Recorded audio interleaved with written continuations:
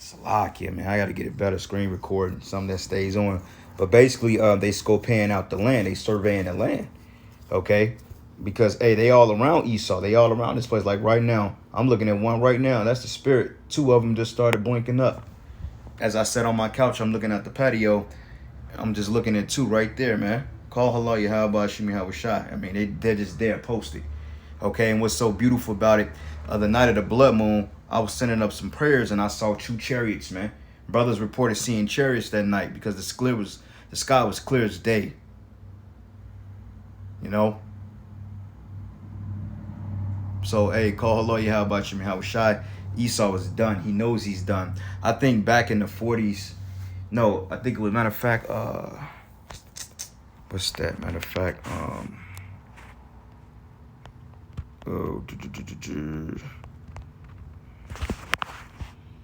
it was,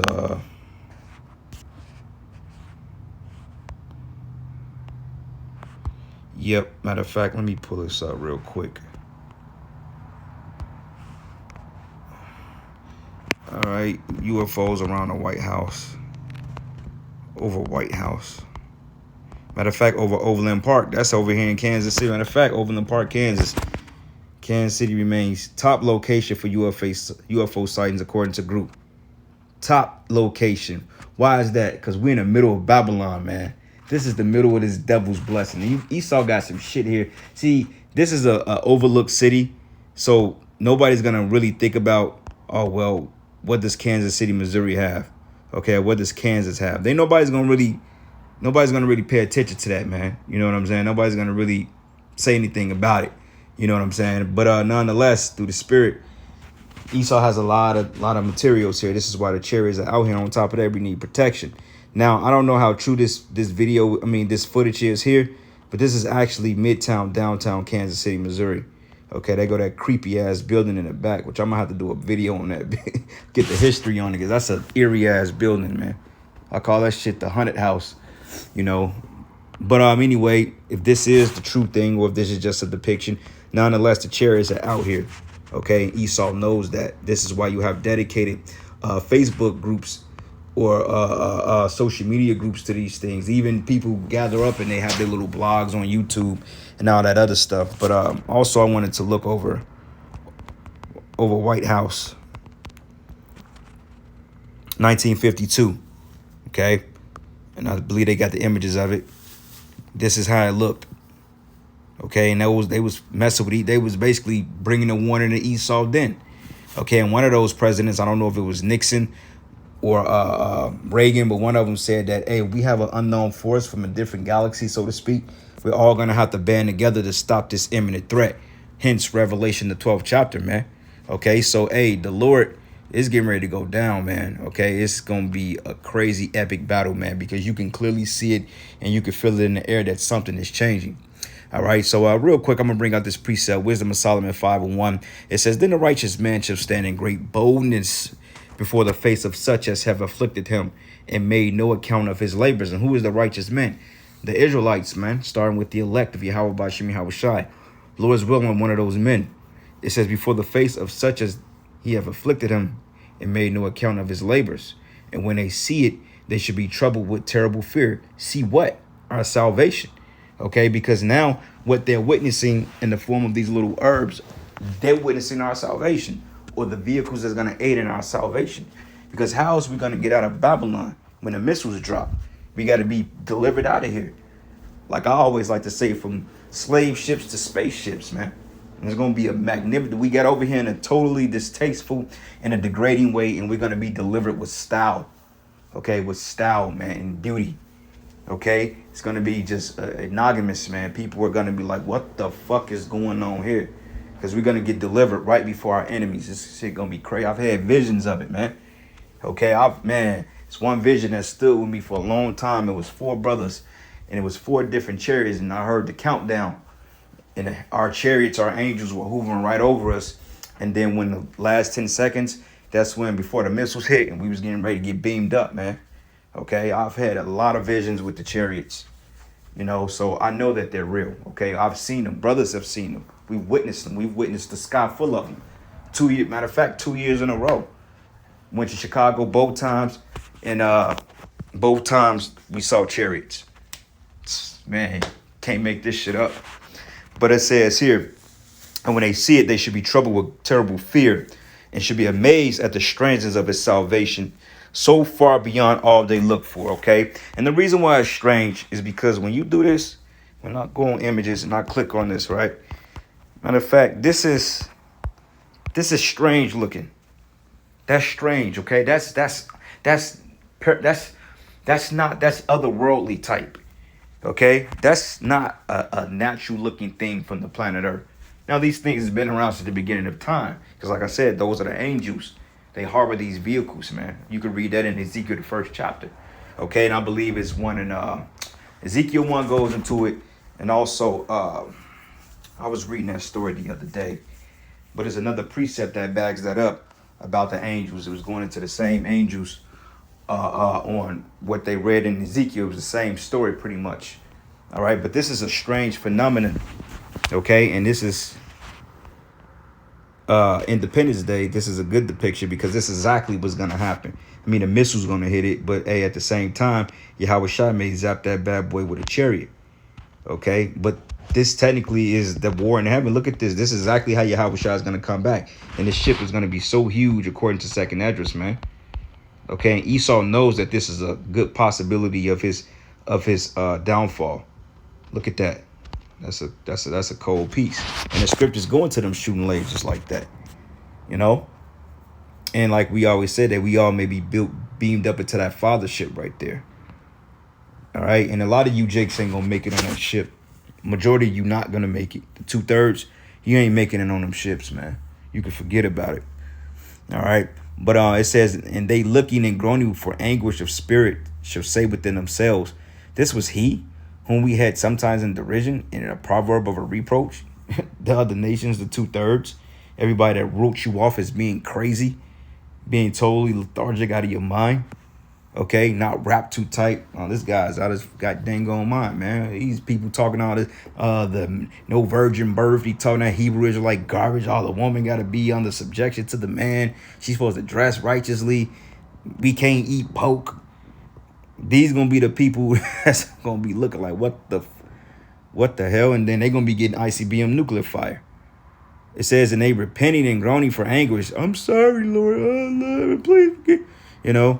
Of spirit shall say within themselves, this was he whom we had sometimes in derision, and a proverb of reproach. We fools accounted his life madness and his end to be without honor. They just knew we was a bunch of fucking losers. They just knew we was a bunch of goofies, kooks, okay, strange men. And that's crazy because that chariot getting closer now. It was far back, now it's like kind of closer to the house.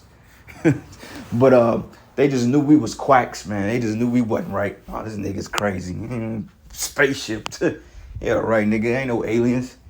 And that's what niggas say. All right. But alien just means foreigners, man. So technically you can't call the angels aliens, man, because they're foreigners. But it doesn't mean that big head Martians with green and black eyes. No. Shit, we're aliens to Esau, man. Jake is aliens to the Most High right now because he doesn't recognize them. Okay. And it says here, how is he numbered among the children of God and his lot among the saints? They're like, what the hell? This motherfucker, he's a prophet. He's a man of the Lord. Hey, man, that's going to be the best day to see the look on you people's faces when you really get left behind here, man. All right, and I ain't talking about no Christian book series. You literally going to get left and zapped. All right. I got one more precept. I didn't intend this to be long, man. Meant to do this show earlier, but I had a lot of running around to do, so you know how it be, brothers. But anyway, this is the book of Revelation 11, and I'm gonna start at verses 8. It says, and their dead bodies shall lie in the street of the great city. The great city is America, because America is technically a city, is open. There's no borders, okay, besides Canada and Mexico. But there's no borders to get from city to city. You have a bridge to cross certain bodies of water, then you win it. So overall, it's really one big city, okay, that's broke up into different provinces. All right. And it says here, and their dead bodies shall lie in the street of the great city, which is spiritually called Sodom and Egypt, where our Lord was also crucified. Okay. It ain't talking about literally dead. It's talking about when we was in our dead state of mind. All right. it says, and they of the people of the kindreds and tongues and nations shall see their dead bodies 3.5 days, and should not suffer their dead bodies to be put in graves, right? Because they put us in captivity. You see what I'm saying? They worked us to death. All right. They didn't really do away. It was like, okay, well, they fell from their power. Let's use these Negroes to build this shithole up, man. You know, and it says here, and they that dwelt upon the earth rejoiced over them and made merry and sent gifts to one another, because these two prophets tormented them that dwelt on the earth. And the two prophets are the northern and southern kingdom, because it says that Judah was afflicted with Jerusalem, and Jerusalem was afflicted with Judah. They was all afflicted together. Okay, so that's why you have blacks, Hispanics, and Native Americans. We all serve captivity under this devil. We all was persecuted and put down, okay, casted down. All the tribes, all 12 tribes, okay, even Naphtali, even Issachar, Benjamin, Levi, Judah. All of us caught hell under this damn devil and still catching hell, you know. And it says here, in 3.5 days, the spirit of life of the Most High entered to them. That spirit, that 3.5 days, that's that 350-year period, man. Okay, from slavery to the 60s, man, when Abba Bivens went on the streets and taught this word. That's when the Most High opened back up the gates of truth. And it's been growing ever since. And it says here, entered to them, and they stood upon their feet, and great fear fell upon them which saw them. This is why Esau is clipping videos. Okay, he's clipping videos. Okay, he's coming out now with this campaign that they're going to be monitoring these sites, these social sites, and they're going to, you know, really be on that censorship shit. Fuck a First Amendment, you know. And it says, and they heard a great voice from heaven saying unto them, come up hither. And they ascended up to heaven in a cloud, and their enemies beheld them. But so much take place between these period of time. I mean, from verse 9 all the way up into verse 11, which is modern day now, that took place over 200 some plus years already. So from verse 9 to 11, that's a 200-year gap, man. Okay, easily more than that. So for you that's reading this, you can't just read it like a story. You got to understand the historical periods behind this. Okay, and it says here, come up hither, and they sitting up into heaven in a cloud, and their enemies beheld them. Okay, our enemies, they're going to see us get beamed up. This is the precept to wisdom of Solomon. It says, in that same hour there was a great earthquake, and a 10th part of the city fell. Okay, which that great earthquake is the missiles hitting Babylon, right along with the chariots destroying this place, man. Okay, because I can picture it, the missiles hitting and the baby chariots are destroying this place, while the big fathership is delivering up all the brothers, man, and a hopeful elect, the sisters. You know, while the other baby chariots are destroying Esau society right along with the missiles, you know what I'm saying? Then, you know, the big chariot puts us all in it, because the big chariot is going to give the smaller chariot the order to go ahead.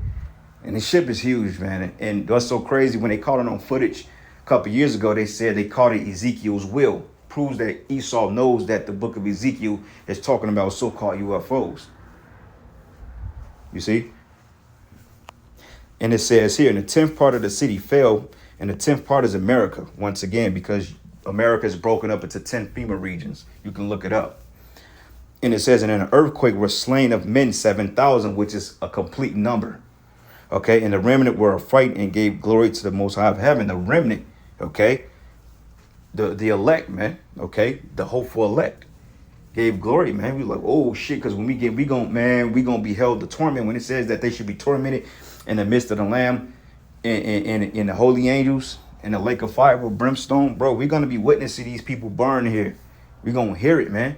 The Lord's gonna allow us to see down here while these people are burning, because remember, the chariots are ahead of their time. The Lord can hit a feature in the chariot, and we can see every particular inch of Babylon of these people burning.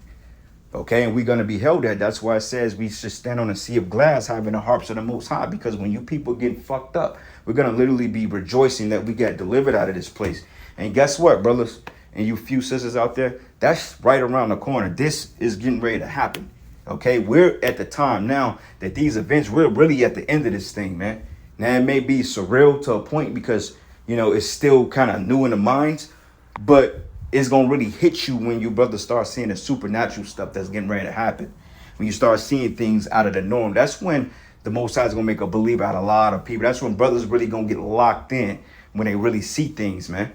Okay, Even though we're locked in now with faith completely, but the Most High is going to do things to increase our faith because we need them. Okay? Ain't none of us really can say, oh, yeah, I know I'm going to pull through Jacob's trouble confident. Nobody can really say that right now. We believe and hope that, and we can say it, but you won't really know until you know. All right? In Lord's will, the Lord put the Spirit on us. So I'm going to end it there, giving all praises and glory and honor that's due to you. How about you, Yahweh Shai? And with that, Shalom and a Baba Ball.